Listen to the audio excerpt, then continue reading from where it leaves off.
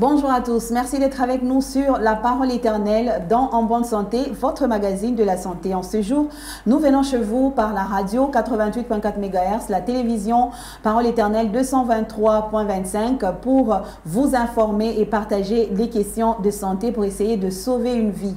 Nous sommes au 081 471 61 06 pour ceux qui sont prêts à échanger avec nous, à poser des questions autour du thème du jour. Aujourd'hui, nous sommes avec vous pour parler d'une autre question de santé. Comment est-ce que nous pouvons contrôler notre poids? C'est la nutrition, le contrôle de poids, c'est un thème peut-être négligé mais très important qui va aider quelqu'un à maintenir son poids, à maintenir sa santé et à savoir si oui ou non il est en bonne santé seulement à partir du poids. Alors, le maintien ou comment maintenir son poids, comment se maintenir en bonne santé par le contrôle du poids. Nous sommes avec le docteur Richard Chilombo que nous recevons sur ce plateau. Bonjour docteur. Bonjour madame. En tout cas, bienvenue et bon retour sur ce plateau. Merci beaucoup. Alors avec vous aujourd'hui, nous sommes dans un contexte un peu plus familier dans la prise du poids, comment est-ce que nous devenons un peu plus gros que mince. Donc pour dire que il est facile pour les gens, pour plusieurs personnes de prendre du poids, d'en prendre encore plus que d'en perdre.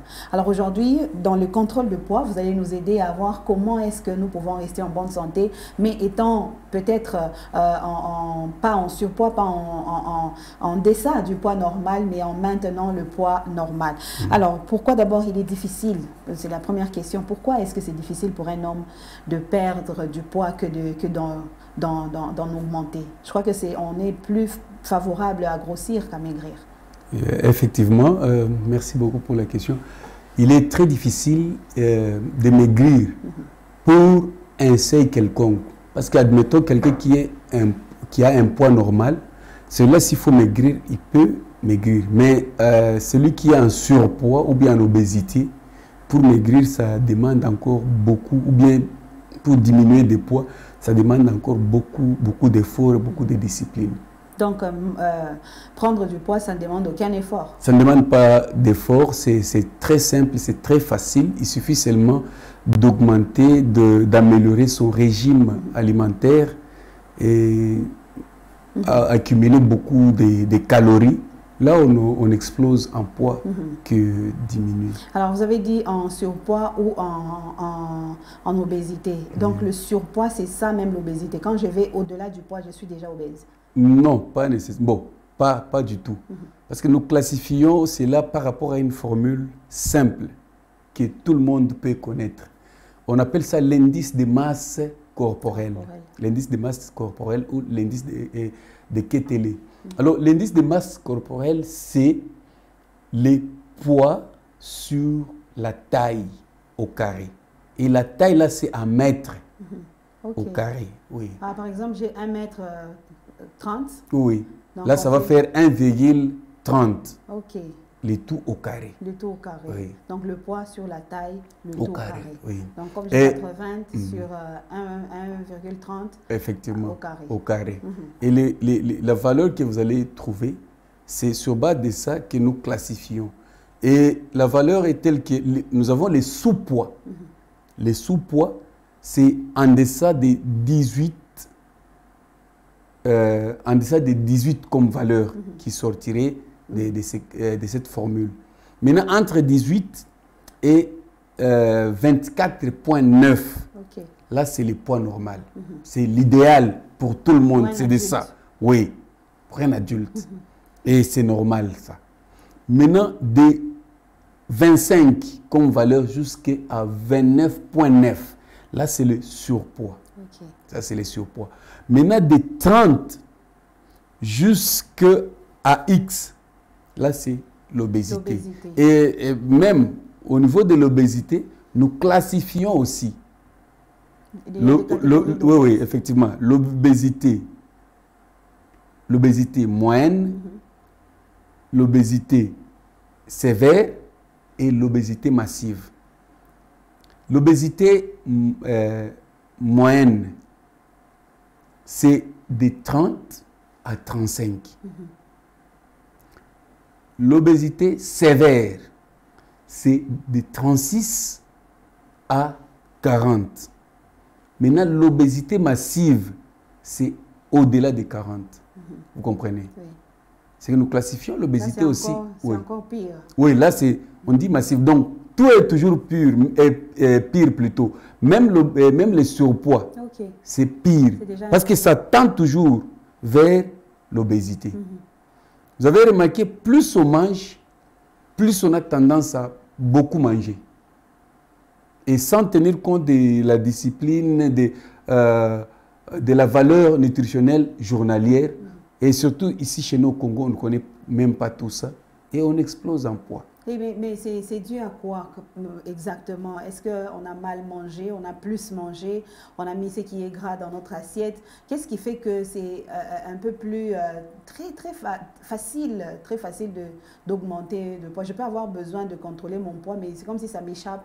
Je me retrouve en train de prendre du poids. Pourquoi? Ok. Et d'abord, nous avons adopté un régime alimentaire occidental. D'abord, ça c'est un. Oui, les frites. Et tout ça, tout ce qui nous entoure comme aliment. Et c'est très énergétique.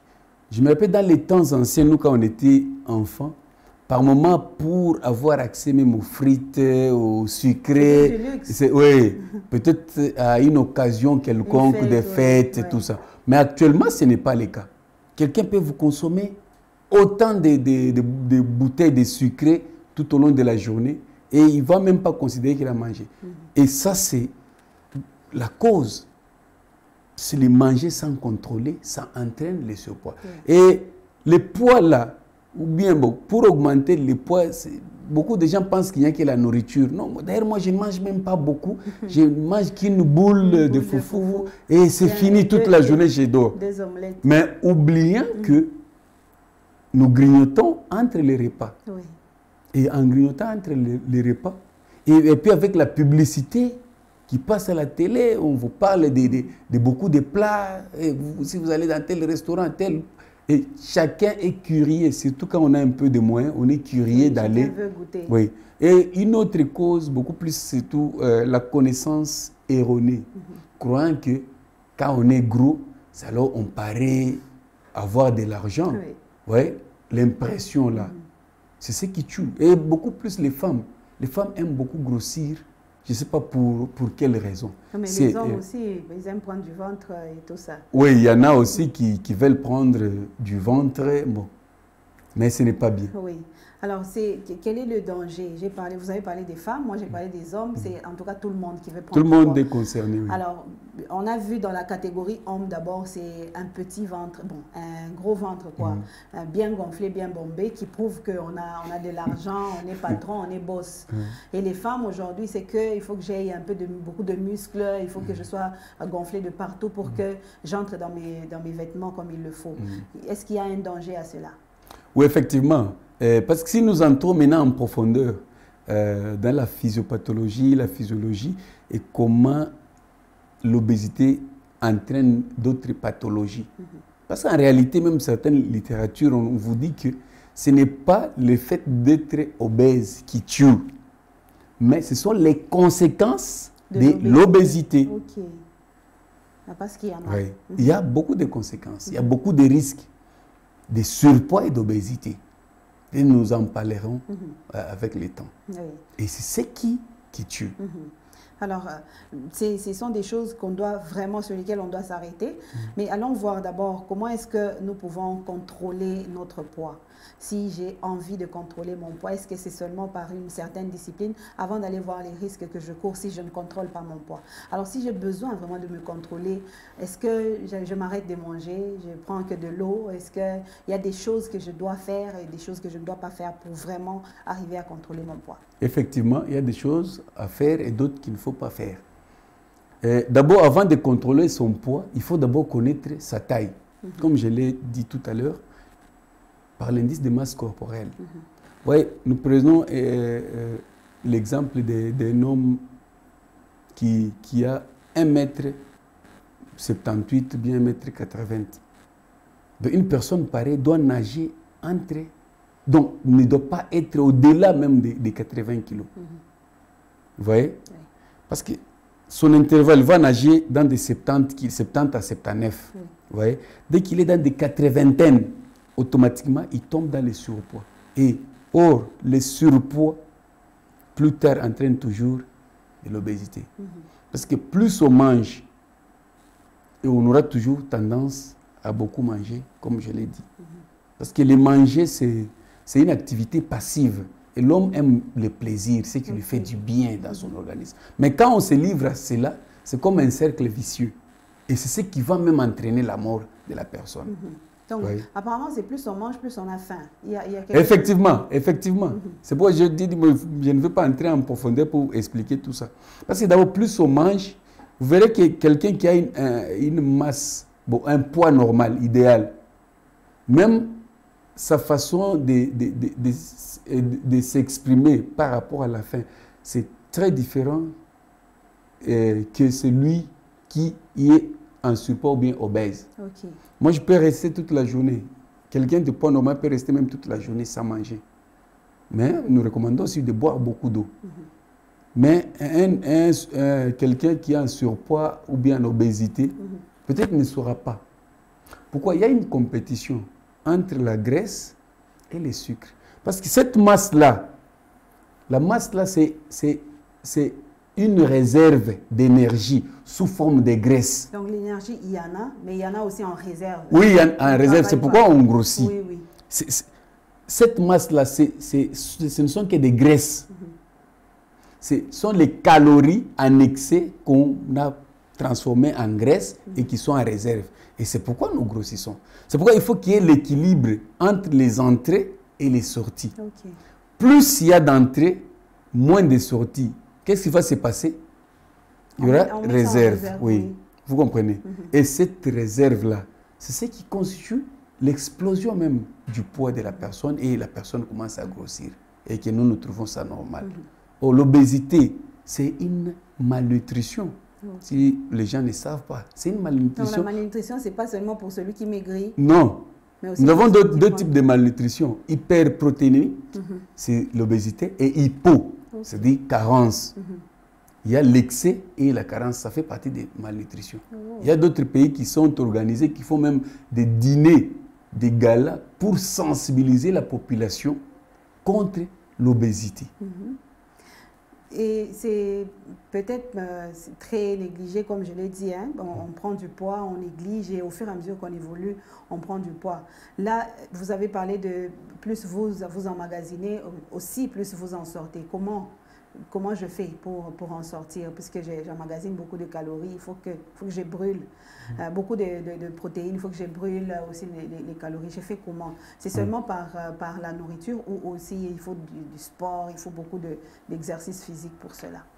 Ce qu'il faut faire en premier lieu, c'est d'abord équilibrer son alimentation. Une alimentation saine, contrôlée. C'est quoi que vous appelez alimentation saine? Voilà. C'est-à-dire quoi? D'abord, il faut consommer beaucoup de légumes. Parce que dans les légumes, il n'y a pas trop de graisse. Vous voyez? Et puis, il y a beaucoup de fibres. Les fibres non absorbables. Vous aurez la sensation de satiété, mais la quantité qui entre dans l'organisme n'est pas exagérée. Il faut consommer les fruits. C'est aussi très important. Les fruits, les légumes. Les fruits, les légumes. Et puis, diminuer la consommation de sucre et du sel. Ça, c'est vraiment aussi important. Et faire l'exercice physique. Le sel, c'est un stimulant. Essayez de griller quelque chose ou bien de préparer même une viande sans sel. Même les goûts. Ça n'a pas de goût. Oui, effectivement. Mais quand vous y mettez un peu de sel, vous sentez que ça stimule, ça donne même de l'appétit.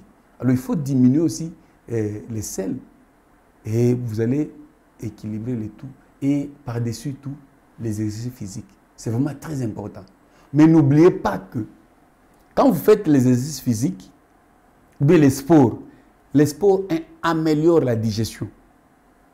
Vous voyez? Vous comprenez moins. Les sports améliorent l'appétit. Ok. Ah, Ça améliore la digestion, ça améliore l'appétit. Mais là, c'est un problème. Nous y arrivons. Alors, ce qui va maintenant équilibrer, c'est la discipline personnelle. Parce que quand quelqu'un vient de faire les sports, nous recommandons de boire de l'eau. Mais il y a des boissons là que nous utilisons en sport. Ça donne un peu de l'énergie, mais il n'y a pas trop de sucre là-dedans. Même en plein sport, vous pouvez être là en train de consommer soit de l'eau, soit ces boissons-là. Mais ce n'est pas vraiment très sucré. Alors vous pouvez consommer ça et tout en respectant. Même si vous avez faim, restez d'abord comme ça. Prenez seulement de l'eau. Parce que qu'est-ce qui va se passer? Pendant ce temps-là, l'organisme active un mécanisme pour commencer à puiser dans cette réserve de graisse et transformer la graisse en sucre, en énergie. Parce que c'est le sucre. C'est ce que nous appelons la néoglycogénèse. Ouais. Donc, c'est que vous avez déjà en réserve. Oui, en réserve. Et puis, plus on les consomme, plus... Ce sont des graisses que vous avez accumulées, on est en train de les consommer, et puis vous êtes en train de diminuer. Au lieu d'apporter de manière exogène ou bien extérieure, mais l'organisme commence à puiser dans ses réserves. Et là, vous allez bien contrôler les poids, vous allez diminuer. Mais je n'ai pas dit que vous allez rester comme ça sans manger, mais il faut aussi manger, mais manger équilibré. Oui. Ouais, et commencer à prendre régulièrement son poids. C'est vraiment très important. Pour voir si vous avez augmenté ou bien vous avez diminué. Oui. Alors, c'est un exercice qu'on doit faire régulièrement. Régulièrement. Et contrôler son poids, manger les légumes, manger les fruits. Il faut commencer par connaître sa taille. Si on ne connaît pas sa taille, ça sera difficile de calculer son poids. Alors, on a seulement constaté aussi qu'il y a des parties sur le corps humain qui se transforment un peu plus vite. Par exemple, le ventre, surtout le ventre, même les hommes et les femmes. Mais on sent que le ventre prend plus vite le poids ou se déforme un peu plus vite que toutes les autres parties du corps. Pourquoi? Bon, le ventre, d'abord, c'est... Au niveau du ventre, il y a aussi beaucoup de récepteurs de graisse. Et puis, le ventre est un peu élastique.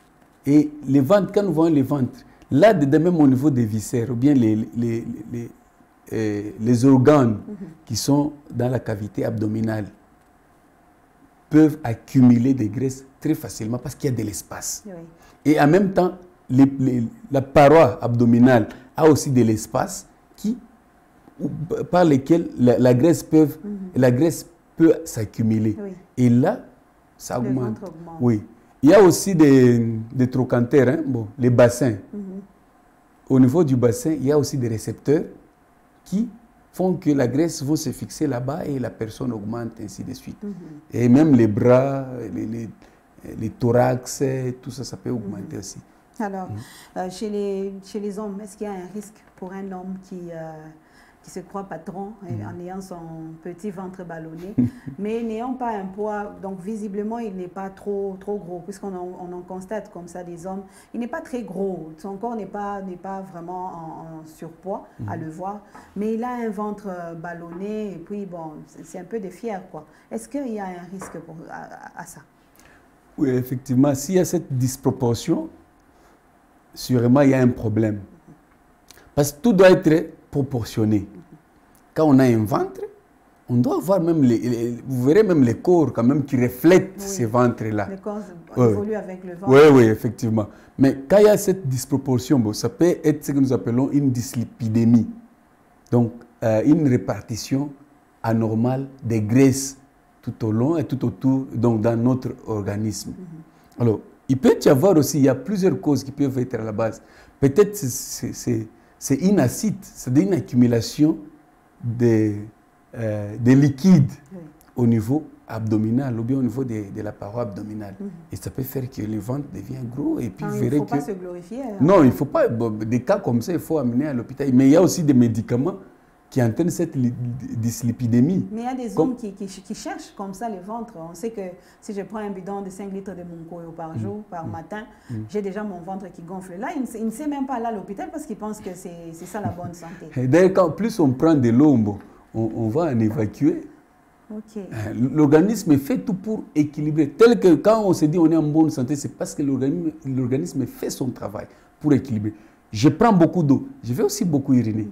Je prends peu d'eau, je peux faire même une journée sans uriner. Et c'est comme ça, l'organisme cherche à équilibrer. Et plus je ne prends pas de l'eau, l'organisme va réclamer.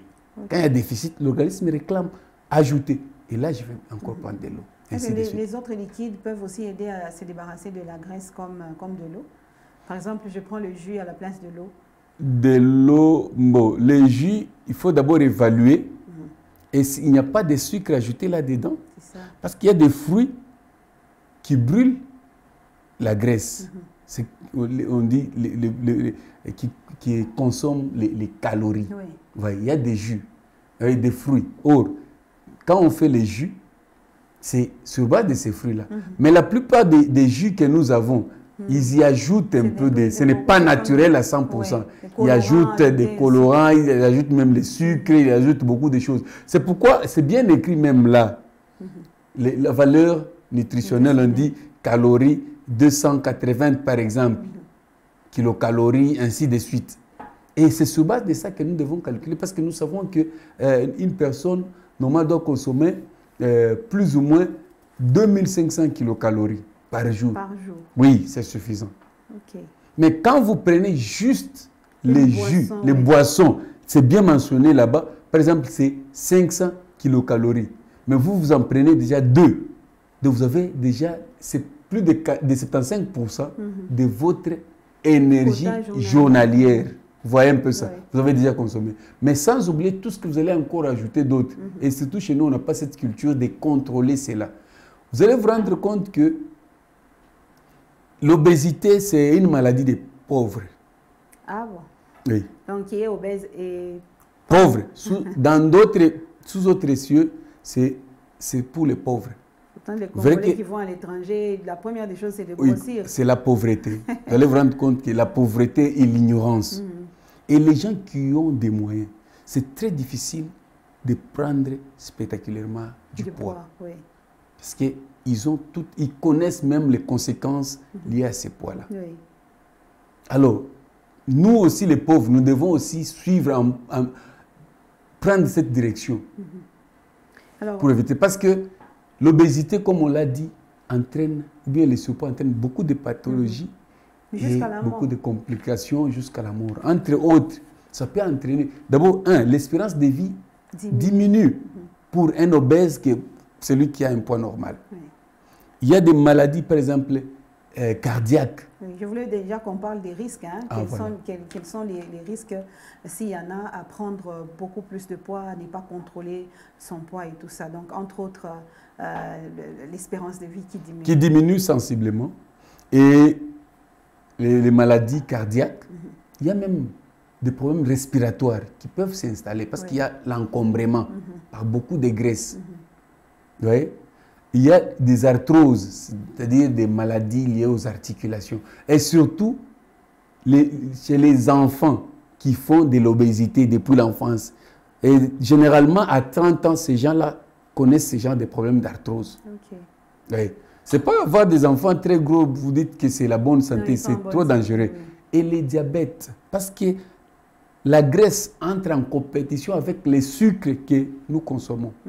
Or, la graisse a une grande affinité par rapport au récepteur qui est le sucre. Ce qui fait qu'on doit transformer la graisse en sucre alors qu'il y a déjà, les sucres dans l'organisme. C'est là même survient les diabètes de type 2. Il y en a encore plus de sucre. Oui, les diabètes de type 2. Et nous recommandons des cas comme ça, il faut diminuer sensiblement les poids pour essayer d'équilibrer les tout. Alors là, ce sont les risques. Oui. Alors, comment est-ce qu'une personne qui a perdu le contrôle de son poids peut récupérer la situation? Comment est-ce qu'il peut revenir à la normale et repartir de zéro s'il y a moyen? Bon, là, c'est l'apanage de la discipline personnelle. Oui. Parce qu'il faut d'abord prendre conscience du danger qu'un obèse court pour prévenir. Vous voyez? Alors, quelqu'un qui est déjà obèse nécessite d'abord une discipline personnelle et un accompagnement. Oui. Ouais, et multisectoriel, multidisciplinaire. Un accompagnement multidisciplinaire. Parce qu'il y a les sports, il y a d'une part, le domaine médical qui va intervenir là-bas, les sports et l'entourage immédiat et lointain. Oui. Parce que quelqu'un qui a beaucoup de poids, c'est les manger. Et il mange tout le temps. Tout le temps, même en cours de route, n'importe où. Ah non, j'ai faim.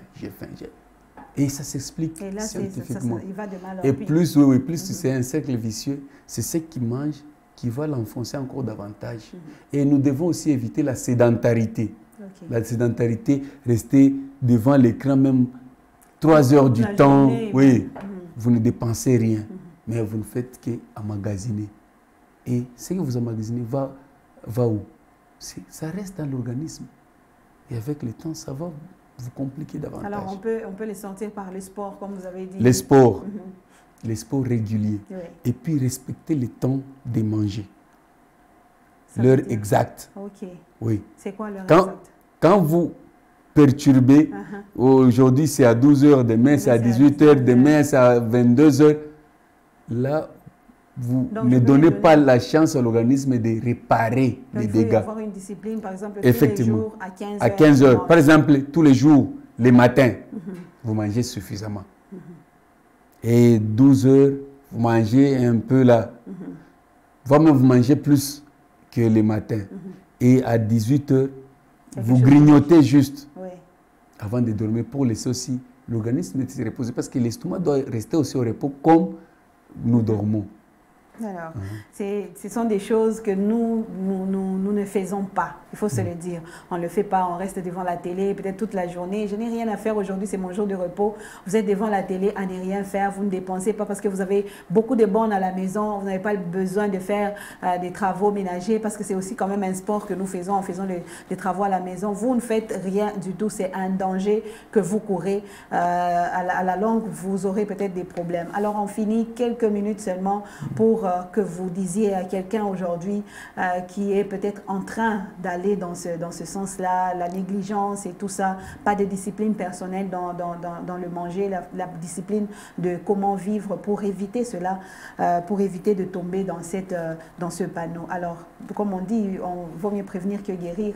Alors, quelqu'un qui n'est pas encore obèse, qui n'est pas encore en surpoids, qui doit contrôler son poids, quel est le conseil que vous pouvez lui donner? Ce que je veux lui donner comme conseil, d'abord, c'est contrôler son poids régulièrement, contrôler son plat et même tout ce qui l'entoure comme aliment. C'est-à-dire éviter de grignoter entre les repas, éviter tout ce qui passe à la télé, parce qu'aujourd'hui, parmi les causes, il y a le marketing alimentaire et des publicités. Ça fait partie des causes de surpoids et même de l'obésité. Plus on voit, plus on est curieux, plus on goûte et on sait que c'est bon, plus on consomme et régulièrement. Alors, ce qu'il faut faire, même celui qui est en poids normal, doit continuer à contrôler son poids en mangeant de manière saine, faisant un peu de sport et manger, quand nous disons manger, les plats doivent être constitués de beaucoup de fruits, beaucoup de légumes et diminuer sensiblement les sels, diminuer sensiblement les sucres, diminuer sensiblement tout produit lipidique, c'est-à-dire des graisses, diminuer sensiblement.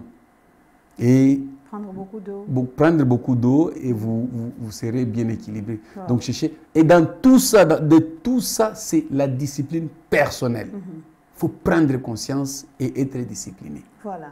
Prenez conscience et soyez disciplinés. Commencez déjà, la prise de conscience commence par connaître son poids et sa taille. Est-ce que vous connaissez votre poids? Est-ce que vous connaissez votre taille? Si vous êtes en poids normal, vous n'êtes pas en surpoids, en baisse de poids, vous devez déjà connaître que votre bonne santé, c'est par exemple 60 kilos pour votre taille, c'est bon. Est-ce que tout ça vous connaissez? Si vous connaissez, vous savez maintenant à partir de là comment faire une discipline dans la vie de tous les jours, contrôler contrôler régulièrement au fur et à mesure que vous évoluez. Vous savez contrôler si vous êtes en train d'exagérer dans votre poids ou pas. Et donc, votre plat doit être, vos plats du jour doivent être en tout cas équilibrés, bien équilibrés. Prenez beaucoup d'eau, prenez assez d'eau pour la journée. Ne soyez pas en manque. Là, nous sommes en train de se le dire et vous et moi sommes tous concernés. Je vois que le docteur est en très bonne santé. Pour ceux qui nous suivent à la télé peuvent voir. Et donc, nous autres ici, nous sommes obligés d'ajouter un peu d'eau à ce que nous prenons, le sport à ce que nous faisons, d'équilibrer ce que nous mangeons, d'éviter de grignoter entre les repas, prendre un bon repas le matin, peut-être à midi aussi et le soir, quelque chose de léger. Et donc, si vous avez tout ça comme discipline, vous allez rester en bonne santé. Alors, une vraie santé, pas que vous êtes seulement, vous avez seulement beaucoup de muscles. Ce n'est pas ça la bonne santé. La bonne santé, c'est que vous soyez vraiment en vous, équilibré dans votre poids et dans votre indice corporel. Indice de masse corporelle. Indice de masse corporelle, vraiment. Alors, c'était très bénéfique en tout cas, docteur. J'espère qu'il y a quelqu'un que vous avez sauvé aujourd'hui par ces conseils. Merci beaucoup. Merci, madame. Alors, on se retrouve avec vous prochainement pour un autre numéro de En Bonne Santé. Pour aujourd'hui, c'est fini. Restez en bonne santé. Même pour servir votre Dieu, il faudra être en bonne santé. Alors, gardez-vous en bonne santé par votre discipline personnelle. On se retrouve prochainement pour parler encore santé dans En Bonne Santé. Au revoir et à la prochaine.